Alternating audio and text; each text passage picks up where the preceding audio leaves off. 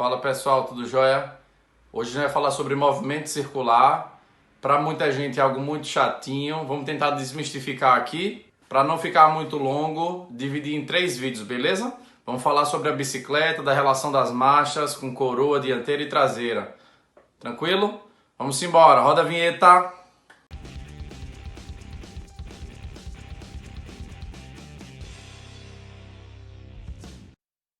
Pessoal, vamos aqui falar um pouquinho hoje sobre movimento circular.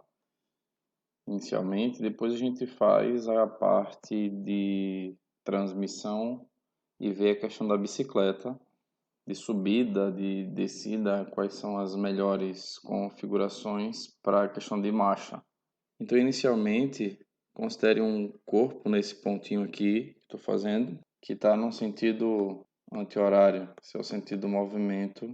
Em trajetória circular, em determinado instante, ele se encontra mais à frente nessa circunferência. E aí ele percorreu uma determinada distância, que eu vou chamar de D. Nós temos dois pontos, S1 e S2, posições, e aí o objeto em trajetória circular, além de percorrer essa distância aqui em metros, centímetros, enfim, ele também percorre um ângulo. Em matemática, a gente chama esse pedacinho aqui, pessoal, um pedaço de pizza, de setor circular. E aí, como se trata de um setor circular, a gente tem a seguinte relação. A distância percorrida por um objeto em movimento circular é o ângulo que ele percorre multiplicado pelo raio. Essa é a relação que a gente usa aqui para calcularmos a distância. Um detalhe é que esse ângulo aqui, esse θ, que é o ângulo, ele deve ser em radianos, que é a unidade do Sistema Internacional de Ângulo, beleza? É importante que vocês tenham em mente que π, além de ser o 3,14, o π também tem o seu valor angular. Então, π radianos corresponde a 180 graus. Isso quer dizer que se eu tiver um ângulo em graus, eu coloco π do lado e 180 embaixo e já converto o valor do ângulo de graus para radianos, tá joia? E aí assim, como o corpo percorre ao mesmo tempo uma distância escalar, que é o d, e uma distância angular, que é o θ, nós temos aqui duas velocidades, a velocidade escalar e a velocidade angular.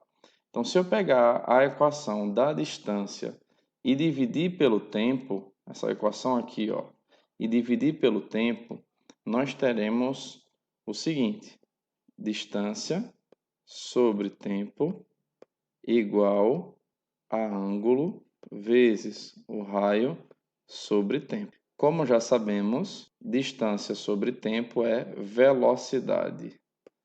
E aí nós temos ângulo sobre tempo, que também vai ser velocidade, só que vai ser o ômegazinho, que é a velocidade angular.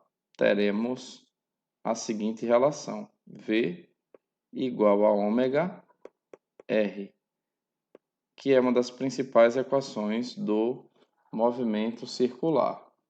Observe que essa relação entre as velocidades ela é muito parecida com a relação entre as distâncias escalar e angular, né? Deslocamento escalar e deslocamento angular. Deslocamento no sentido de grandeza escalar, tá certo? Não no sentido vetorial. Em relação aos sentidos, como é que a gente teria? Então, suponha que eu queira desenhar nessa posição S2, para onde é que é a velocidade escalar? A velocidade escalar é nesse sentido.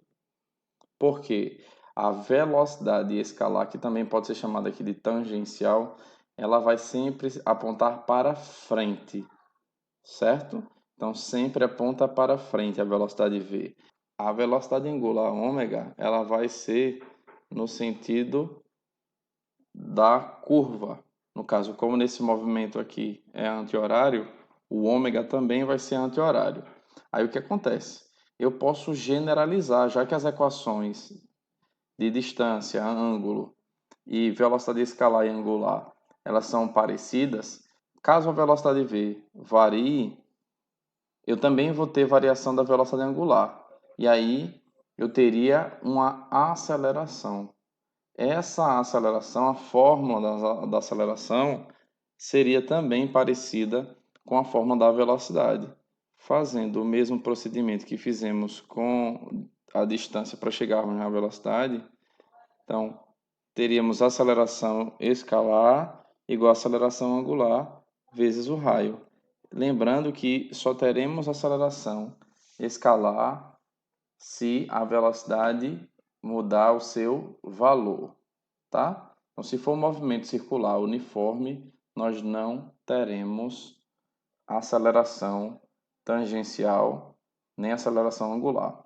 Lembrando que se o valor da velocidade aumentar, quer dizer que as acelerações elas apontam no sentido da sua velocidade, tá? Se a velocidade diminuir, velocidade escalar, por exemplo, diminuir, eu vou ter a aceleração escalar ou tangencial contrária à velocidade, tá? É como se estivesse freando. O mesmo vale para a aceleração angular, tá? Nesse movimento aqui, suponha que a velocidade angular esteja aumentando. Então, quer dizer que a aceleração angular também teria o sentido da velocidade angular. Se eu tivesse um movimento onde a velocidade angular diminuísse, aí eu vou ter uma aceleração angular no sentido contrário da velocidade angular. Tranquilo? Ainda em relação ao movimento circular, eu vou marcar aqui 4 pontos, ainda considerando o movimento anti-horário. Vamos considerar que a velocidade aqui esteja variando, correto? Então, eu vou ter aqui, suponha, um V1. Para a esquerda aqui eu vou ter um V2. Para baixo aqui eu vou ter um V3, né? Porque a velocidade tangencial é para frente. E aqui embaixo eu vou ter para a direita um V4. Vou considerar que a velocidade esteja aumentando. Então, V4 é maior que V3, que é maior que V2, que é maior que V1. O que eu posso afirmar aqui? Eu posso afirmar que existe uma aceleração, certo? E essa aceleração, como a velocidade está aumentando, ela vai apontar para o movimento. Beleza? Aceleração. E aí, essa aceleração a gente chama de aceleração tangencial ou aceleração escalar. Só que assim, além de mudar o valor, a velocidade também está mudando a direção. Observe que eu tenho aqui velocidade na vertical, velocidade na horizontal, velocidade na vertical, velocidade na horizontal. Então, isso acontece em todo movimento circular. Então, existe uma aceleração, tá? Também responsável por isso. Essa aceleração que puxa o camarada para dentro é chamada de aceleração centrípeta, tá? Nenhum movimento circular vai ser desprovido de aceleração centrípeta. Ele pode ter ou não a tangencial, mas a centrípeta é a menor, é a mínima que ele vai ter. Essa aceleração centrípeta, ela é dada pela velocidade ao quadrado dividido pelo raio. Lembre, todo movimento circular tem aceleração centrípeta. Pode ter ou não a tangencial, mas a centrípeta sim.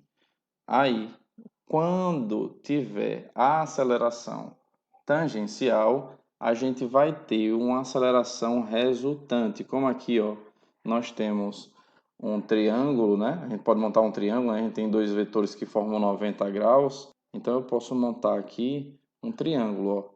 Aceleração centrípeta para a esquerda, aceleração tangencial na vertical para cima. E aí, a gente pode ter, pela regra do polígono, a aceleração resultante.